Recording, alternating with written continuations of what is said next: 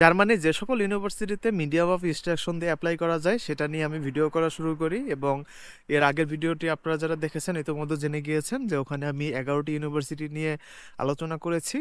আর আজকে হচ্ছে এই ভিডিওরই সেকেন্ড পার্ট, যেখানে কিনা যে আমি এই আজকেও আরও 11টি ইউনিভার্সিটি নিয়ে আলোচনা করব আপনাদের সাথে। আপনাদেরকে বলবো যে কোন কোন ইউনিভার্সিটিতে মিডিয়াম অফ ইনস্ট্রাকশন দিয়ে অ্যাপ্লাই করতে পারবেন, বা সংক্ষেপে মই বলা হয়।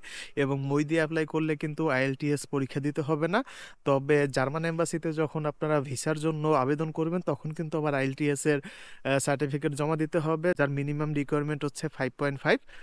বাট আপনি ইউনিভার্সিটিতে অ্যাপ্লাই করতে পারবেন মিডিয়াম অফ ইনস্ট্রাকশন দিয়ে। তো আর দেরি না করে চলুন ভিডিও শুরু করা যাক। হ্যালো এভরিওয়ান, আসসালামু আলাইকুম, ইটস মি আসিফ রহমান। তো আজকের নাম্বার 1 ইউনিভার্সিটি হচ্ছে নর্ডহাউজেন ইউনিভার্সিটি অফ অ্যাপ্লাইড সায়েন্স। এটি 1997 সালে প্রতিষ্ঠিত হয় এবং নর্ডহাউজেন সিটিতে অবস্থিত, যা জার্মানি থুরিঙ্গে স্টেটে অবস্থিত। এবং এই সিটিটা হচ্ছে একটা small city. Number 2 Chemnitz University of Technology. এটি প্রথমে 1836 সালে কোনিগলিশে গেবেব শুলে নামে প্রতিষ্ঠিত হয়। এটি শুলে বলতে এখানে জার্মানিতে কলেজ বলা হয়। এরপর পরবর্তীতে 1963 সালে এটি কেমনিস ইউনিভার্সিটি অফ টেকনোলজি নামে প্রতিষ্ঠিত হয়।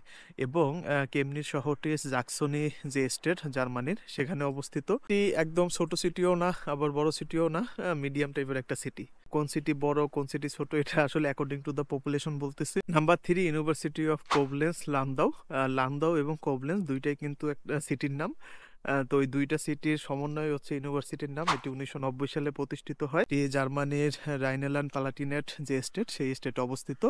আর সিটিটা small city. Number 4 Frankfurt University of Applied Sciences. এটি জার্মানির ফ্রাঙ্কফুর্টে অবস্থিত, এবং ফ্রাঙ্কফুর্ট হচ্ছে হেসেন যে রাজ্য, সেই হেসেন রাজ্যে অবস্থিত। তবে ফ্রাঙ্কফুর্ট কিন্তু হেসেন রাজ্যের রাজধানী না। এরপর নাম্বার 5 ইউনিভার্সিটি অফ বন। এটি 206 বছর আগে 1818 সালে প্রতিষ্ঠিত হয়, এবং এটি জার্মানির এনারভেজে স্টেট নর্থ রাইনে ভেস্টফালিয়া সেখানে অবস্থিত। শুধুমাত্র এখনই না, অনেক বছর আগে থেকে বনটা কিন্তু অনেক পপুলার একটি city. Number 6 Anhalt University of Applied Science. এটি 1991 সালে প্রতিষ্ঠিত হয়। এটি বেনবুক সিটিতে অবস্থিত। আর জার্মানির জাকসনি আনহাল্ট এই স্টেটে অবস্থিত। এই যে বেনবুক যে সিটিটা, এটা খুবই ছোট একটি city. Number 7 free university of Berlin. এটি 1948 সালে প্রতিষ্ঠিত হয়। আর বার্লিন যেহেতু জার্মানির ক্যাপিটাল, এটি নিঃসন্দেহে অনেক বড় সিটি। হ্যাঁ, আসলেই আমাদের ঢাকা সিটি যা, তারও তারও ডাবল বলতে পারেন বার্লিন সিটি। আর এই বার্লিন সিটিতে যেহেতু এটি অবস্থিত, সেহেতু ইউনিভার্সিটিটা খুবই ভালো হবে। আর জবের তো কোনো অভাবই নাই বার্লিনে। আর পাশাপাশি প্রচুর বাংলাদেশি বার্লিনে থাকে। Number 8 University of Kaiserslautern. এটি 2023 সালে প্রতিষ্ঠিত হয়, একদমই নতুন ইউনিভার্সিটি। এটি কাউজারলার্টেন যে সিটি সেখানেই অবস্থিত, এবং স্টেটের নাম রাইনেল্যান্ড প্লাটিনেট। কাউজারলার্টেন সিটিটি একটি ছোট city. Number 9 University of Hildesheim. এই ইউনিভার্সিটিটাও মোটামুটি পপুলার। এখানে ভালো ভালো অনেক সাবজেক্ট আছে, আর এখানেও আপনারা মই দিয়ে অ্যাপ্লাই করতে পারবেন। এটি 2003 সালে প্রতিষ্ঠিত হয়।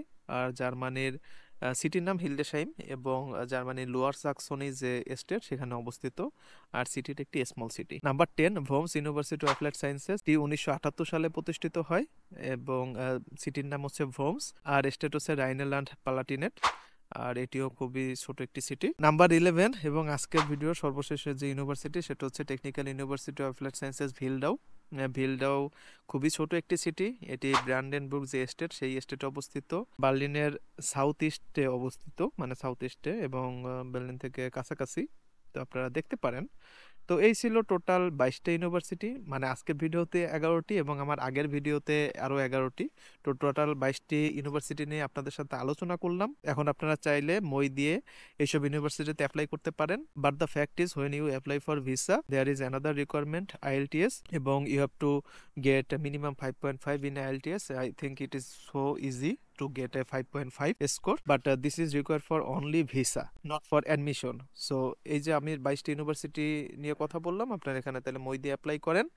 আর মইয়ের ফুল ফর্ম হচ্ছে মিডিয়াম অফ ইনস্ট্রাকশন। এটি কিভাবে তুলবেন, আপনারা যে ইউনিভার্সিটিতে পড়াশোনা করতেছেন ওই ইউনিভার্সিটির যে অ্যাডমিনিস্ট্রেশন বা পরীক্ষা নিয়ন্ত্রক যে অফিস, এক্সাম অফিস, ওখানে যেয়ে যদি আপনি বলেন যে আমার একটা মই লাগবে বা মিডিয়াম অফ ইনস্ট্রাকশন লাগবে, তারাই আপনাকে প্রোভাইড করবে। একটা চার্জ হয়তো নিতে পারে। তো এই ছিল ভিডিও। আশা করি এই যে আমি টোটাল আগের ভিডিও এবং এই ভিডিও, দুইটা ভিডিও করলাম, এটি আপনাদের উপকারে আসছে।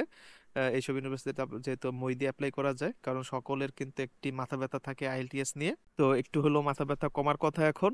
তো অ্যাপ্লাই করেন, আজকের মতো বিদায় নিচ্ছি। ভালো থাকুন, সুস্থ থাকুন। আল্লাহ হাফেজ।